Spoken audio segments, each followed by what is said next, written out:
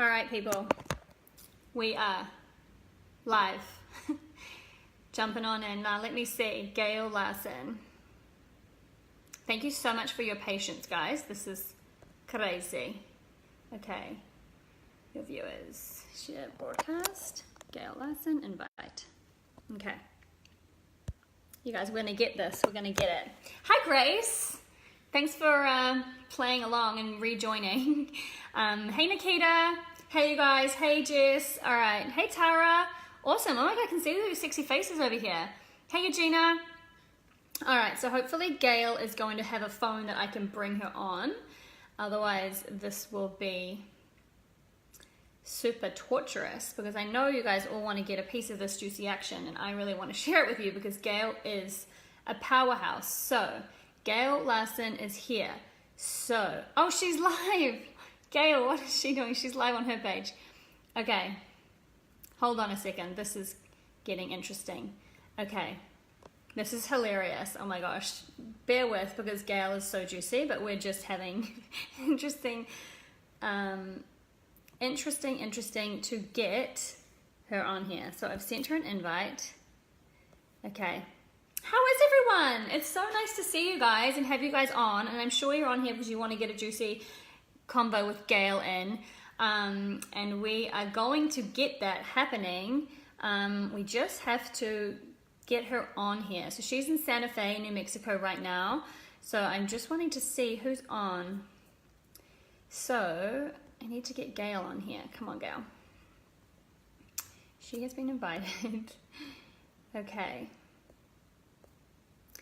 So I'm super excited just to give you guys all an update. I'm back in New Zealand, which is really, yeah, I've sent a request to join Eugenia. Thanks, honey, but she's not jumping on. So I will send her a little message. I am live on my page. Jump over here. Thanks, B. Yeah, it's super, super good to be back. Like, honestly, traveling and building your business is, oh, yes, Ed. Okay. Here we come. Here we go. All right. Let me see if I can do it this way. Okay. Gail. Gail Larsen. Okay, I'm going to shut the computer off. Oh my God. And be here on my phone. I know. I'm sorry. This has been crazy, but I am so excited we made this happen. I hope people are still with us. That takes a lot of patience. It does. This is try number 3, and I saw you do your little live on your page, so I think that we have done well. So thank you everyone who's still with us.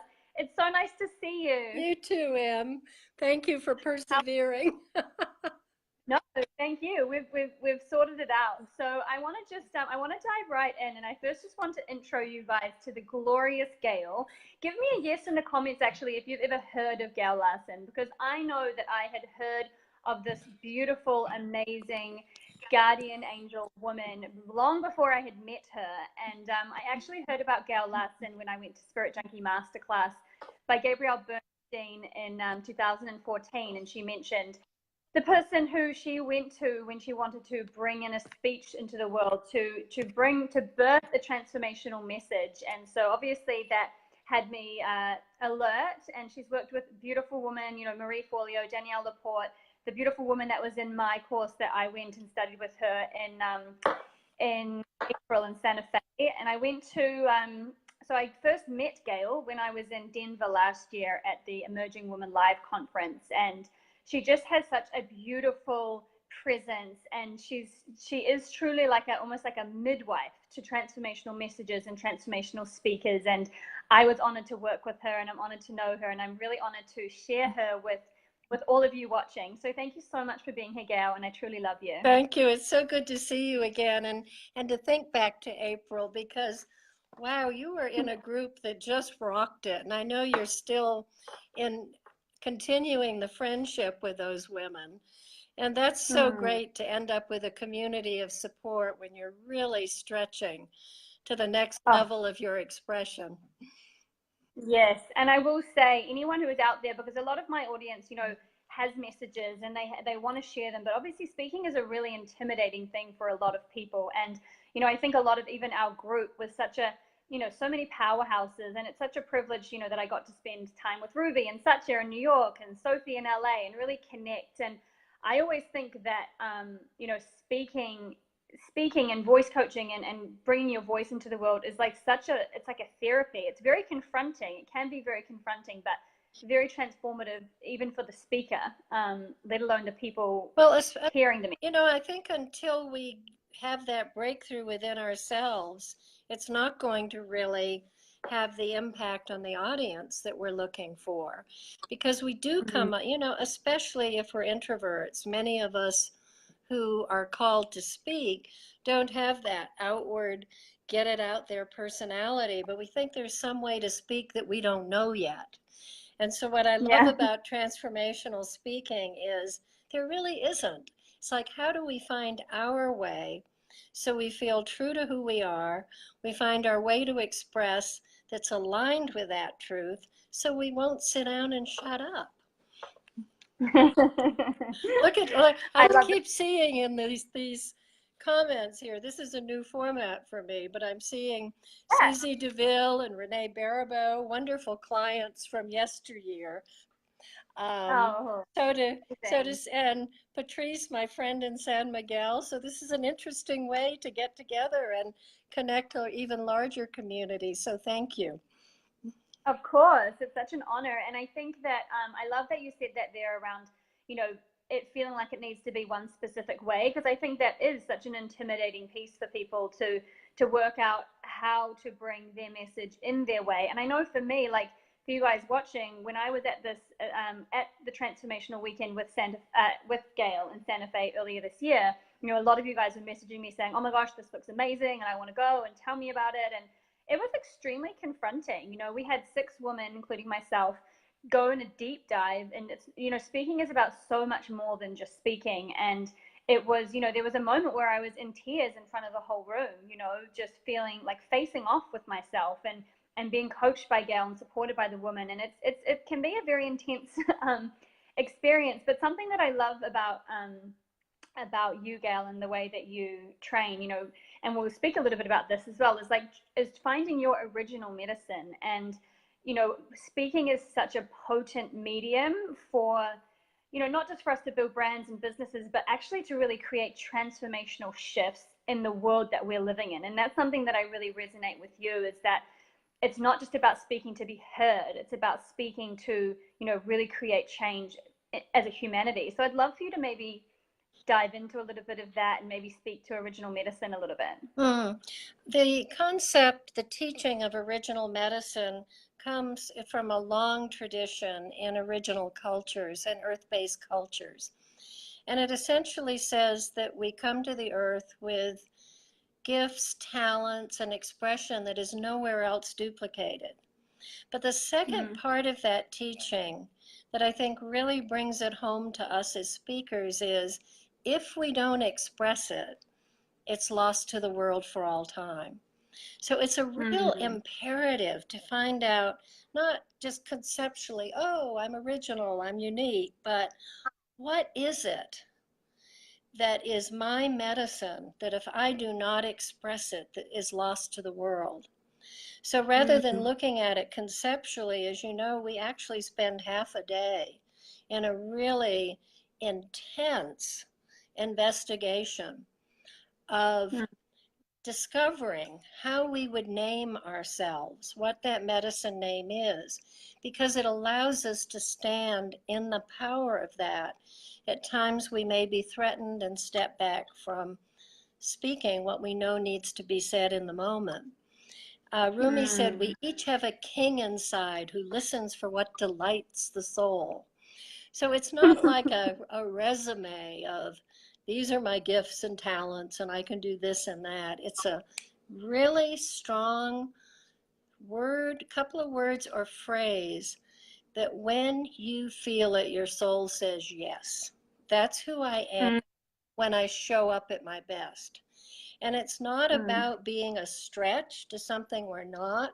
It's a true reminder of who we are when we're in our power, so that we can take that power. At times we might more easily shrink back. I was just having a smile on my face because I remember all of the Rumi quotes over the weekend, and it was so fun. It's nice to hear you share some more Rumi. And I remember for me, and also anybody watching, I'd love for you guys to share this out. So many people need to hear this because honestly, so many people have a voice they want to share but are intimidated to do that. So please, please, please share this message out. And I remember for me through the process of finding that, and when it really landed, and it felt like, whoa, wow, there it is, and it wasn't trying to, and it just really kind of landed in my body. And it's such a powerful experience to get to. And I think that also speaks to, everyone in that room was different because they have a different medicine. Same like everybody watching.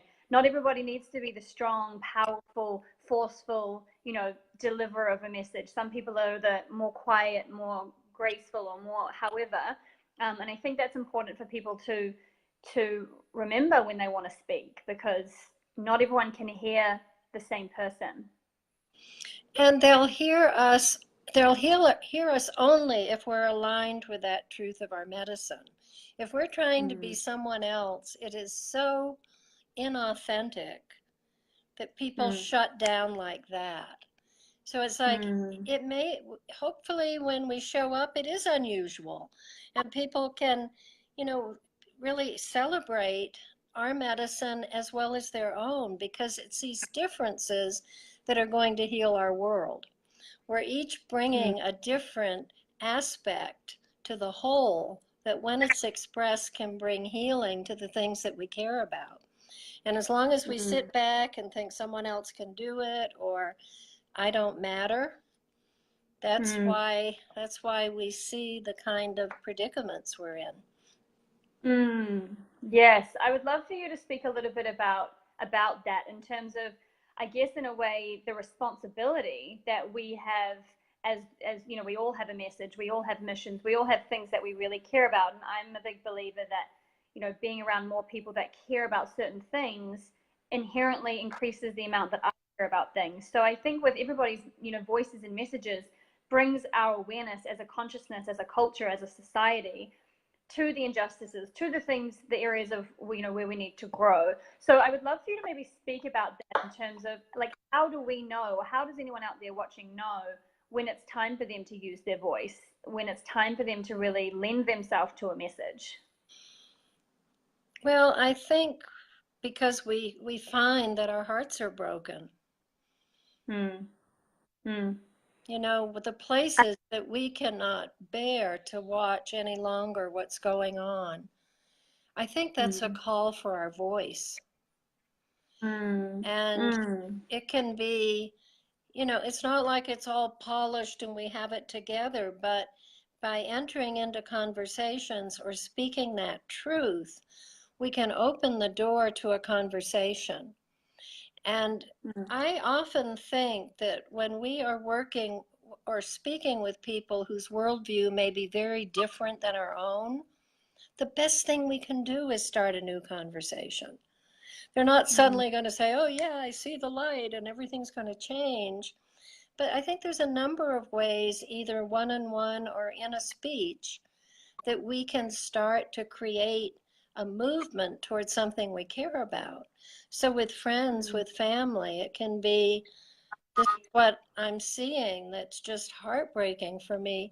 How are you feeling about it? What is it we might do? What are you called to do? What might we do together? If it's with an audience, I think it's almost insane to assume that, everyone's going to have the same thing to care about. But I think what we're asking people to do is, if this isn't your issue, please get engaged in whatever is, because all of us are needed right now. I love that, actually. I think it's, I think we all, I believe we all have a responsibility right now to all make that stand for what it is, big or small. It doesn't mean you have to speak on stages with hundreds of people, but like you just said, in the conversations, start voicing the things that are frustrating you and breaking your heart. And I remember doing that, you know, in Denver too. Even that self-inquiry, I think, is so powerful, to ask yourself, what is breaking my heart? What do I want to see different? Because many of us don't actually sit in those questions because they can be very uncomfortable also. I do So I think, I do an annual event called Holy Fool's Day, where it's called Calling All Voices, and 4 questions to ask yourself to find the message. And the first question is, what delights you and brings you alive? You know, really tapping into that which really excites you and makes you feel good about being part of the world. And then the second question is, what breaks your heart? Rumi said, break my heart, break it again, so I can love even more again. And the first time I heard that, I was like, is he kidding? But it really is true. I mean, how open can we be to that which just really takes us to our knees? And then the third question, which really helps us tap into what our message might be in our speaking to others or to an audience, is, what does healing look like? If that's the issue, what would it look like in our world to have that turned around? And sometimes we have to make it up. We have to say, how do we use our imagination to consider what might be possible? Because then we can move into the what if, not what's wrong, but what if, what's possible. And then the fourth part that's very individual is, what is the one life affirming action I will take consistently with love? So it starts us on this journey of, okay, it's overwhelming, but I have my piece of the web of life here that I want to weave with others to create wholeness. And it's what we've got. But I don't underestimate or minimize it as what we've got, because it's so, when we step forward, and we see that in the power of small communities, things really start to shift. And the other piece that we talked about in class that was life-changing for me was the power versus force work with David Hawkins, of the energetics of change. Because if we can hold the high vibration of joy, we can affect. I have to forgive Paco. We have thunder. You know, it rarely rains in New Mexico, so he thinks we're being invaded. I'll see if I can get him on my lap next time he runs by. But if we can hold that high vibration, we can affect 90,000 people at a negative vibration. So that's a reason to keep our energy in a place that we have trust and faith that things can shift. Other people look at the work of the tipping point and know that things ultimately line up in that way. But to minimize our capacity for impact is, I'm going to get my dog. You keep talking. Okay. Yeah, no, that's cool. I would love anyone, all of you guys watching, I would love for you guys to share in the comments, like, some answer to those questions. So firstly, what breaks your heart? Because, like, if you guys share this, then I can get Gail to coach some of you guys through this. Share in the comments below, what is something that breaks your heart? What is something that you truly feel moved to share your voice around? What's his name? Taco. This is Paco. Paco. He's so cute. So what I'm having them do, Gail, is actually share in the comments some of the things that truly break their heart. Because I think it also is so powerful to see, you know, all of us have gone through so many different things, and we are all moved by so many different things. And even just being around people that are sharing what breaks their heart and what touches their soul impacts us in a level in terms of our awareness. So I'd love for you guys to participate and drop down in the comments below, what are the things that break your heart? What are, you know, and what are some of the things that delight you? So we've got break your heart. What delights you? What would healing look like? Yeah, what's that new story we really would like to see grow green across the earth? Oh, yeah, Jaya. Indifference for one's own life. That's where we're really getting shut down. Yeah, that's a cause of a lot of, that's a stem of a lot of the things that we're seeing. And this is also, you know, because I think a lot of people as well, when they're thinking about speaking, or if they're thinking about, you know, sharing their voice, I think a big shift that is powerful to make is actually this whole conversation, but taking it so it's not about, it's not about me, it's not about you, it's not about the person standing on the stage, because I think that's where a lot of the pressure sometimes comes to think about, okay, what am I going to say? I know for me a big revelation was like even feeling like I deserved the space to share my stories, to be in front of the room, and I think when we shift it to that place of sharing stories and really tapping into the shift that we want to see, it becomes less about us and our stories and our ego, and more about the greater good and the greater meaning behind what we're doing. Can you maybe speak to that a little bit? Yeah, I mean, ultimately, we have to get out of our way. We move into speaker training, I think, at its best to find our way to speak about what we love.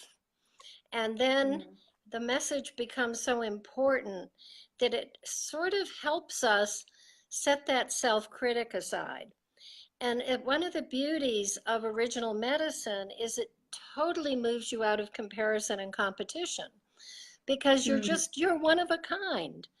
And that's when we start recognizing that, we can celebrate the fact that it's different because we're bringing a different medicine forward. So it ultimately is a process that, as we get really clear about what we most want to say, and as you know, we in the class, after 3 days of exploration, we get it down to, if you had 1 minute to speak, what would you say? And until you know that, you really can't put a talk together. Yeah, and I otherwise think it's all over the place. People typically says, oh, I have so much to talk about. How do I figure it out? Well, when you get to that time of, if I have 1 minute, this is it, then everything you say in a talk is in support of that message. There's Jaya, who worked on her original medicine. It changed everything for her. Yeah, it's so enlivening when you get that name. And it's usually very private because it is a soul name. And what happens so typically with people is we try to make it about what we do as opposed to who we are. And the truth of the medicine is what we bring to everything, not just our work in the world. There's kind of something in our culture that just says it's all about how we make money, but it's really how we make meaning and what we bring to that wherever we choose to show up. Oh, I love this. And for those of you guys, so Gail was actually going to be jumping in as a guest expert in my program, which I'm super excited about to share with some of the women. And also, if you guys, we're going to keep chatting, but for anyone who's watching now, you guys can actually get access to Gail's original medicine course. I'll put a link under this live stream. But I would love to, and I remember as well, I think even just simplifying it. So when we make it about something that's bigger than us, which is such a big part of what Conscious Boss is about making everything that we're up to about this greater cause and this greater mission. And when we do that, we do, like you said, we get to sidestep that the ego and the self-criticism and the comparison. And I think also something that was quite powerful for me was like, we're all such a beautiful hive of stories, because when you're sharing your story and you're choosing the stories that demonstrate your message, then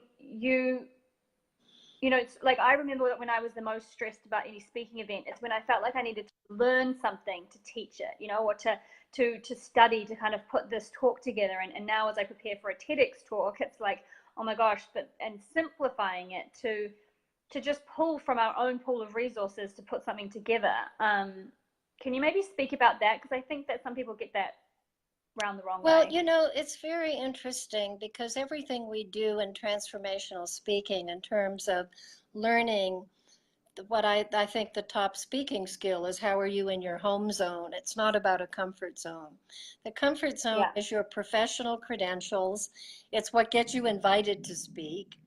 But if it stops there, it's really forgettable. It's just really well done, very polished, nice, good job.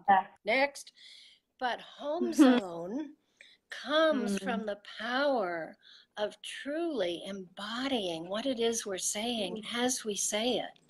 So we learn that from finding the stories that feel alive and pertinent in that moment, and then going even more deeply into them so that we know what it feels like to trust ourselves in the moment without having a script, without having to go to what's next.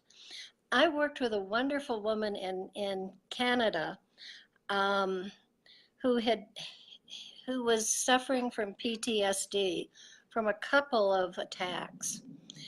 And she was terrified about speaking without a script. And I don't know how people who have scripts manage it. I mean, talk about devoting your life to memorize. It's like, please, because then you can't be present anyway. So what she said, well, I can't forget my own story. That's always available to me. I don't need to script that. And basically, no one's going to trust our message unless it came from some powerful experience and event in our life that gave us that understanding. So we have the message. Now, why do we believe it? Where did that arise in me? And when we're working for change, it's something that no one can argue with. They can argue with our facts, and they will, but they can't ever argue with the truth of our own experience. So that's the way it can, maybe there's an opportunity here to think about this in a different way. But I talk about the levels of engagement. If we're just working with facts and information, it doesn't connect in a way that we only shift if something hits us emotionally. So home zone is how we start at that level of soul so that things can then affect how we think and then how we act in the world. So story is everything, and our lives are stories. So it's so exciting to find the stories that bring our message. Actually, I start with the story because the message comes out of that, as you know. I don't say, what's your message? What's the right story? I have you tell stories for a couple of days until we start seeing what that message is. And then you really get clear about the story you always have to tell so you're credible to deliver that message. So it's a little different than a speaking course where you say, that's my point. What story do I tell? It's like, what's the story that has made me who I am? And when I tell that, people know what I stand for and what my message is. Oh, just hearing you speak about it again makes me so just like juicy about it. Good, because you have a TED Talk coming up, I think. I'm glad to see you getting really inspired. Exactly, I know, and and I think that's the thing as well is it's like what's alive, what's that story to tell, and what is your experience? Because like you said, people can argue with the facts, but I think that can be a block for people who want to speak is feeling like imposter syndrome, feeling like they don't know enough, they're not ready, that they're not authoritative enough on the subject to speak on it, and that can stop people from speaking. But when we shift it to going, you are sharing a message based on your life experience, it completely changes where we're coming from and being able to get into that home zone because we're just speaking about ourselves. And I remember one of my first speaking events, I had a script and I met for 3 weeks. For 3 weeks, every single day, I was rehearsing that script, memorizing it word for word. It's like, and it didn't really feel good. I mean, you feel like, cool, tick, I've achieved it, but it's not. I was so stressed, and it was so, such a different experience than being with, what gets to move through you every time you speak. Because the joy of it is when you're in your home zone, it will be different every time. Yes. Because you're present. And when you're present, you're tuning in to what's happening in the room instead of, oh, I got to remember that next line of the script. Yeah. And what I love about it, and that always surprises me, is it just feels like the mystery gives you a little nudge and says, say, needs to be said today. And you're up there speaking and you're thinking, well, where did that come from? And then afterwards, someone will say, oh, I needed to hear that. So there's so much affirmation when we move into the trust of really our medicine, being in our home zone, being clear about the message. And the two other pieces I think we have to be clear about is what's the call to action? What are you asking people to consider doing differently? That's something they can do right away, not some big, long deal that they'll think about next year, but right now. What can you do? And then the other piece that I alluded to in those 4 questions, what's the new story? What's the what if we could create a world that looks like this? Because when we can paint a picture of that captures our imagination, it's real to us. And then we can start looking at the action that can move us toward that vision. I love that. And something that I remember you saying as well when we're sharing almost that call to action and painting that new story is kind of coming from that place of we, not like the you could do this differently. It's like, what if we, and putting yourself in the place of like, we're in this as one. I think that's a big shift for people too, to not. Yeah, because otherwise it sounds like we're preaching. Like, I got it, you don't, do this. But it's like we are all part of this collective story right now, and we don't have a unifying collective story. I mean, different factions do, but I think right now we're being asked to expand that story so it's inclusive without losing its impact. And we're all figuring out in our own way, bringing our own medicine to how we do that.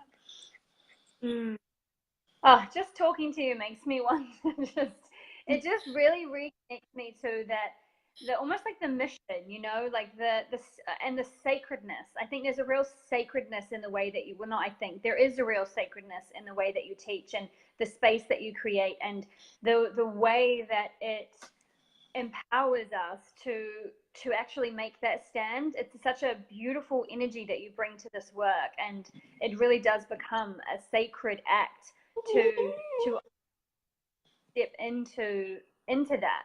So I want to thank you so much for that, because it's such a beautiful honor to, you know, to be a student of yours and to learn from the way that you teach us, and to be reminded the way that you remind us to make that stand in such a loving way, I think is so powerful. I would love if you could share, maybe because we'll wrap it up, share anything that you know, lastly, want anyone out there to know, because there's a lot of people that are watching that are powerful leaders in the world that are doing amazing things, that have messages on their heart, but, you know, are looking to step up into speaking in a bigger way, or to step up their own voice or find their message. You know, what is some just last minute sort of wrap up advice that you can share with them? Just recognize that it's about being real, not waiting for some perfect moment and perfect language around it. When we are in our hearts expressing what's true and what's real and what we deeply care about, it's really compelling. And sometimes when have you noticed sometimes when you write, it's like, oh, that's juicy, but now I have to edit it. And suddenly you're editing the life out of it. I think it's the same way with speaking, that we can edit the life out of our true language, our true expression, by overworking it. So for me, the knowing our medicine, understanding the home zone allows us to operate from a place of trust, and just know that the stronger and more direct your message is, everyone's not going to love you, but you're going to find your tribe. You know, you can line up like a barcode with those smaller communities that can create change together. You know, one of the things I'm exploring now, and I'll say this because there's a number of people on here who have been transformational speakers coming to the class in the past. And I am really excited about small gatherings where we look at the partnerships that might form without thinking that we have to do it alone. And they're for a very certain, a type of person who understands that if we really could see it right now, we'd already be doing it.